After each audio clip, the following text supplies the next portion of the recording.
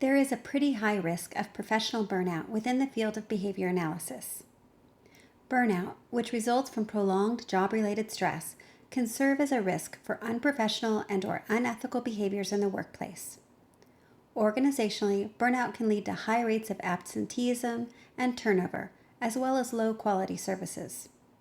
For this training, I am relying on the research from several sources, which I am referencing at the end, but with a primary focus on the article Self-Care Strategies and Job Crafting Practices Among Behavior Analysts. Do they predict perceptions of work-life balance, work engagement, and burnout? By Slowiak and DeLongchamp from 2022. The risks for the individual behavior service providers, the organizations they work for, and the individual clients, especially as they relate to the potential for unethical behaviors, make it important for professionals to pay attention to. Positive skills developed during the training and early career stage that are maintained over time can be utilized effectively to reduce the risk of burnout. This training is not comprehensive, but focuses on some practical strategies that aspiring and new behavior analysts can learn and use in their own practices. Slowiak and DeLongchamp in 2022 found that while both self-care and job crafting can be effective for increasing job satisfaction and reducing the risk of professional burnout, good self-care is a stronger predictor for positive outcomes. Their research suggests that behavior analysts who develop and implement good self-care strategies are able to minimize their risk of professional burnout.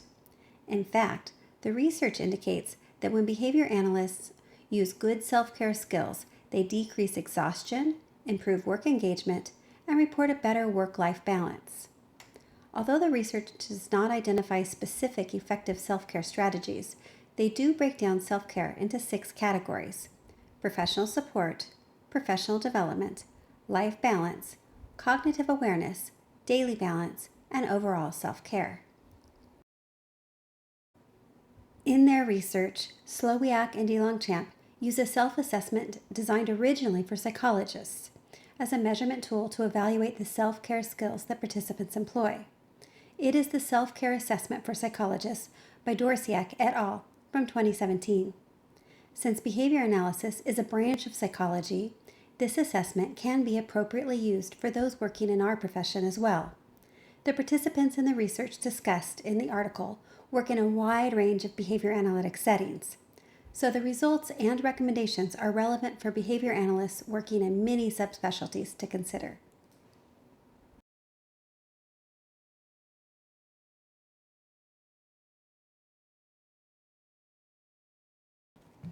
Among the recommendations included in the research is to encourage practitioners to engage in self-care activities. Specifically, on page 430, Slowiak and DeLongchamp recommend behavior analyst practitioners identify specific and meaningful actions within the dimensions of self-care strategies in order to design a self-managed behavior change plan to implement within their practice. The recommendations extend beyond the application of our practices, but to our responsibilities to others who work with and for us. Supervisors and other organizational leaders are encouraged to provide training and skill development opportunities to support individuals in acquiring and maintaining good self-care skills. There are many self-care strategies and skills that we can consider employing as behavior analysts. As a part of our group supervision meetings, we will periodically identify and discuss different strategies that you may want to employ in your professional practice. To start us off, I'm going to share a few that I find especially helpful, but I want to be very clear. This list is not exhaustive or comprehensive. In the category of daily balance, one important thing we can do is we can schedule with margin. So if you think about the margins on paper, right, that extra little border on the side, so if something's printed out or if you have that old school-lined paper, the paper you used when you were maybe in elementary school and you wrote with, and there are these big margins. And the narrower the margin, the less room there is to write an extra note, to put an extra thing that wasn't included in your initial note. So the wider the margin, the more space you have to accommodate things. And I want you to think about scheduling yourself with margin. Give yourself a little bit of room to allow for those things that you hadn't initially thought of or planned for. So one of the things you can do in order to give yourself some margin and schedule that is to create an unrushed schedule. Think about how long it takes for you to accomplish a task and give yourself a little bit of buffer. If at your peak energy and your peak focus, a task takes you 20 minutes, give yourself 25 minutes to complete it. Recognize that you're not always going to be at your peak energy and focus, and that things might take you a little bit longer sometimes. So create an unrushed schedule. Next, prioritize the importance, right? Be really intentional about putting the important things early on in your schedule, early on in your day. What often happens is we spend our time doing the less important things, and then the end of the day comes and we still have to do all those important things. And so we might stay late or feel really rushed through the important things. So prioritize those important things. And what goes right along with this is limit those distracting and unimportant activities.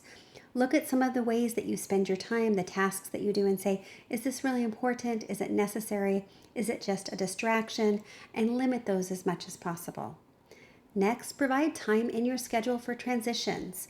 This is important for our learners and it's important for us. So we have to kind of get into a new routine, a new thought process when we move from one task to another, and expect you need to do that. Sometimes that's a physical transition, like how much time does it take for you to gather your materials and get to the next space reasonably without rushing? But sometimes this is a mental focus, right? How much time does it take for you to think about this new task that you've got? So if you're going from one task to maybe a task that you're not as comfortable with, a task that requires math or graphing, provide some time for transitions so that you're able to come into that new task not feeling rushed. Next, schedule time for responding to questions and concerns.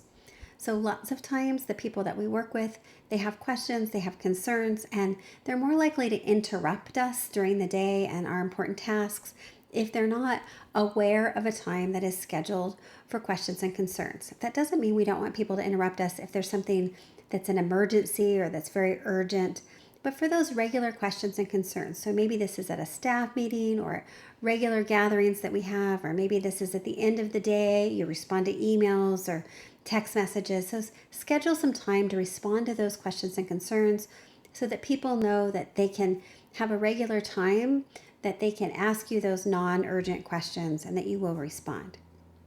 Next, schedule time for administrative duties, right? We all have these administrative tasks that we have to take care of, and sometimes we forget to put those in our calendar, and those are the things we're likely to end up taking home or staying late to do or to work through lunch for. But put those in your schedule. Give yourself time that you've planned for those administrative duties. And finally, leave time to respond to unexpected situations. In behavior analysis, we don't always have predictable schedules. Give yourself some time in your daily schedule and in your weekly schedule that if you've got an unexpected situation, it's not going to put you behind for the rest of the day or the rest of the week, but that you have a little bit of room to respond to that. So daily balance can be a really valuable strategy that you can do in scheduling some margins so that you can reduce your burnout and reduce your level of stress. In the life balance category, there's some strategies that for some people will seem self-evident, while for others they'll seem really challenging and difficult. How am I going to employ those? They do require some boundaries, some setting of some goals and some intention and following through. So one of them is to take your vacation without bringing work. So this can be really tempting. You can think, oh, I've got a week off. I'll just take this little pile of work and get it done, maybe on the airplane or while I'm sitting by the pool. Life balance means you take your vacations without bringing work to you. So you really can focus on refreshing and resting and enjoying the people that you're with and leave work behind for a while. Another thing to do is to take sick days when you need them, right? Pushing through when you're ill can often mean longer sicknesses, longer illnesses, less recovery time. You can also infect other people depending on what's going on with your body and whether it's contagious. So take those sick days when you need them, get yourself healthy, and then come back. Next, limit overtime. In some roles, we have to engage in some overtime. Some of it is expected, but really limit it. Make sure that it's not being taken advantage of, that it's not a part of your regular schedule to have a lot of overtime. There's a reason that we don't routinely work 70 hours a week. It's really, really hard on the body, and it doesn't provide for good life balance. So limit that overtime.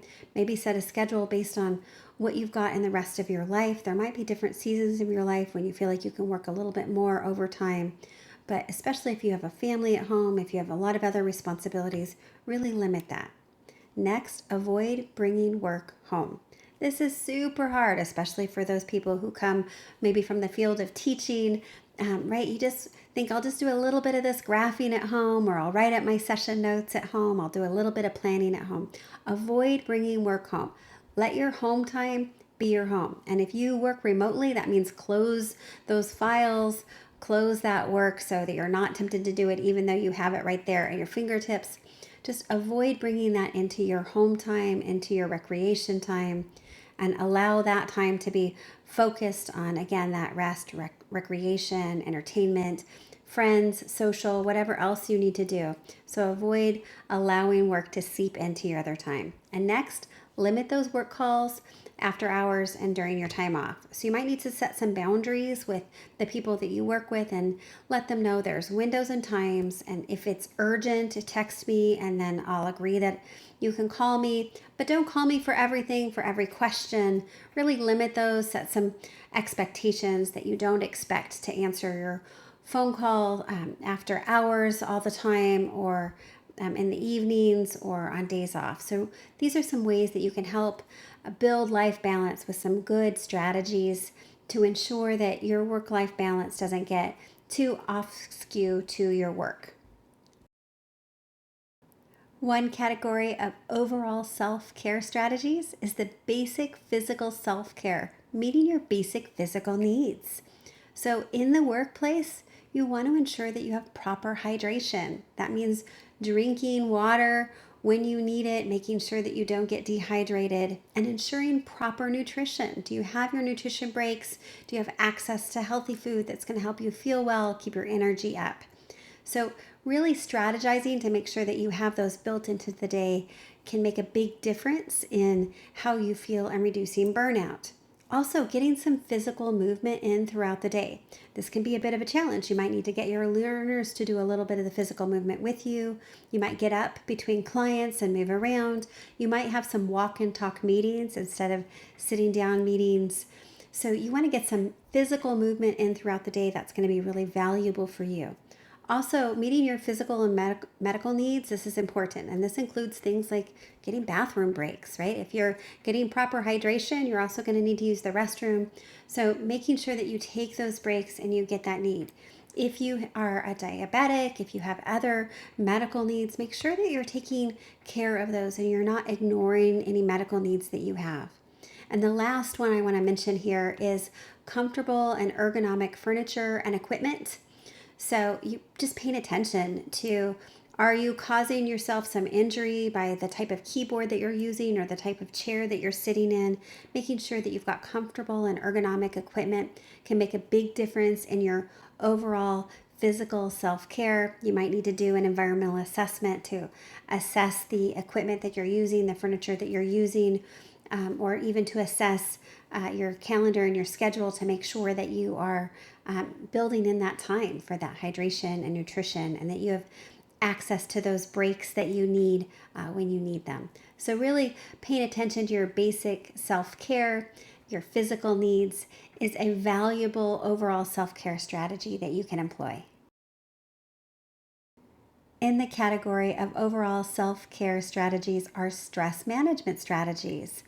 So there's a lot of different stress management strategies that you can employ. I'm just going to list a few here. The first one is breathing exercises, right? Learning some good breathing exercises, learning to take deep breaths, at least 5 of them in a row, really inhaling and exhaling, giving yourself time to calm down, to process information and stimulation.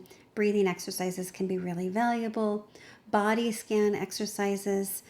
This is a training that I do with people that I work with, learning to recognize where you're holding tension, where you're holding stress, and releasing that to help you go into situations that would otherwise be stressful, just a little more managed and in control and aware. So that can be really helpful. Also, scheduling positive social interactions with team members, the people that you work with.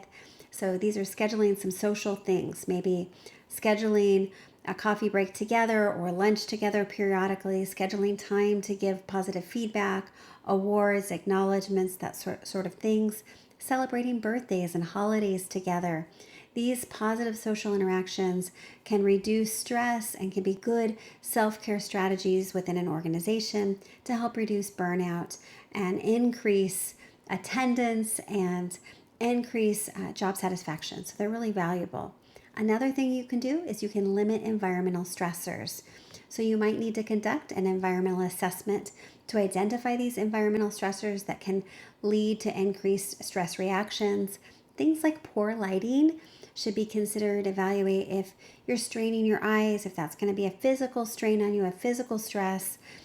That's more likely to lead to burnout without even realizing what the cause of it is. The same with disruptive noises, unpleasant sounds. So if you can evaluate those sources and minimize those or eliminate them, that can be excellent, as well as unpleasant odors. Sometimes people get really used to kind of a musty odor or just a bad odor in a building. And if you can address those and get that cleaned out, that can really improve the working environment and reduce stress. And the final category in here is climate control. So we really do want to pay attention that we're working in an appropriate temperature when we're working for long hours. So if you work in a very extreme environment where it's very hot outside or very cold outside, you don't want to carry that into your work environment for many hours. And we do know from research that heat is correlated with higher incidences of reported anger and aggressive behavior. So we really want to pay attention to prolonged stretches of heat particularly, but you also don't want to work when you're really cold all the time. So paying attention to the climate and the temperature, if it's comfortable, that's going to reduce your stress. And it's going to be a good way to implement some self-care in your workplace that's going to improve your work experience and therefore will reduce your risk of burnout. For supervised unrestricted fieldwork on the topic of self-care, in order to avoid burnout, there's a few different things you can choose to do. The first option is to complete the self-care assessment for psychologists by Dorosiak et al. From 2017 and then score it. A score of 105 or better indicates good self-care habits. The next thing you could do is identify 4 to 6 self-care strategies that you believe are effective. Create a plan for implementing at least 2 of those strategies within a behavior analytic practice. So in your plan, include operational definitions, social validity statements, research on the strategy effectiveness, anything like that, as well as a recommended schedule for implementation. Another thing you can do is create a training for others working in a behavior analytics setting to learn or to implement self-care strategies in an effective manner to reduce exhaustion and burnout and minimize the risk of unprofessional or unethical behaviors and or to reduce workplace turnover. So your training could include a modeling intervention, maybe a teaching interaction procedure. It could just be a straight training without having to teach a specific strategy. So you could really be creative with this. And the final thing you can do is create notes to share with our group during a group supervision meeting. So you don't necessarily have to physically share the notes, but have them so you've got some content to be able to contribute to our discussion in an upcoming group supervision meeting on reducing burnout and self-care strategies, or in one that we have in the future.